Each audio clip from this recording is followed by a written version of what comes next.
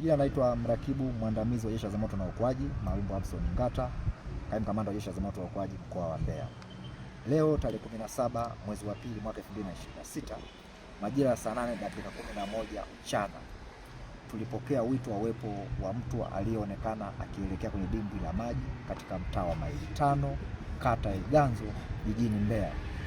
Kama majukumu yetu yanavyotuelekeza, maafisa na askari waweze kufika eneo la tukio kwa ajili ya kwenda kuona nini kinachoendelea. Ni kweli askari wa Jeshi la Zimamoto na Uokoaji walifika eneo la tukio na kubaini kweli uwepo wa mtu ambaye alikuwa mwili wake unaelea kwenye dimbwi la maji katika huo mtaa wa Maili 5 kama nilivyotaja hapo awali, ambaye baada ya kutolewa pale amefahamika kwa majina anaitwa Tido Abel Kadaga, umri wa miaka 20, na alikuwa ni mwanafunzi wa chuo cha masomo ya biashara yani CBE campus ya Mbeya, na alikuwa anasoma mwaka wa kwanza. Kwa bahati mbaya tumemuopoa au tuseme tumemwokoa tayari akiwa ameshakwisha kupoteza maisha, na mwili wake tumeukabidhi hospitali ya Rufaa kwa Mbeya kwa ajili ya ndugu zake kutambua, lakini pia kwa ajili ya uchunguzi mwingine. Kwa kweli chanzo mpaka saizi bado tujapata. Kwa kushirikiana na vyombo vingine vya ulinzi na usalama tunaendelea kufuatilia kujua chanzo hasa kilikuwa ni nini, lakini tunashukuru Samaria wema ambao walimuona na kuweza kutoa taarifa Jeshi la Zimamoto na Uokoaji kwa ajili ya kwenda kufanya maokozi. Hii ni kama mwendelezo wa matukio ya baadhi kukutwa wamekufa kutokana na mwendelezo wa mvua zinazoendelea kunyesha. Uliwahi kutoa rai kwa wananchi, pengine kwa hiki kilichojitokeza ni nini kauli yako? Kwa kweli nashukuru.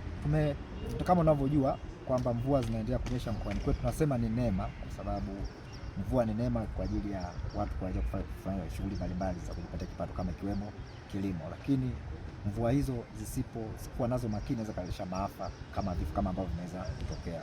Hatuna waka moja kwa moja kwamba labda mfano imesababisha, lakini niendelee kutumia nafasi hii kuasa wananchi kwamba mvua zinaendelea kunyesha.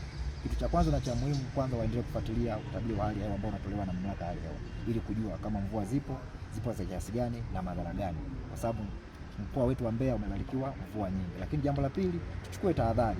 Usiwe kuona maji yametuama kwenye dimbwi ukapima kwa macho kwamba ngoja nivuke, kumbe mwingine kawa kirefu ukaweza kusababisha madhara. Lakini tuendelee kuangalia watoto wetu kwenye makazi yetu ambao wanakuwa wanacheza na shughuli zingine, labda wazee na watu wengine ambao wanahitaji msaada.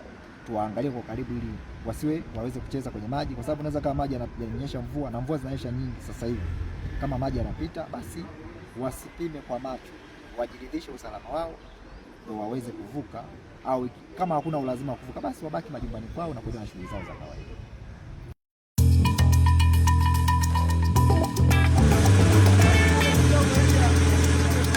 Kutoka ndani ya kina cha ardhi, kazi ni jasho, kazi ni bidii, kazi ni uthubutu wa kweli.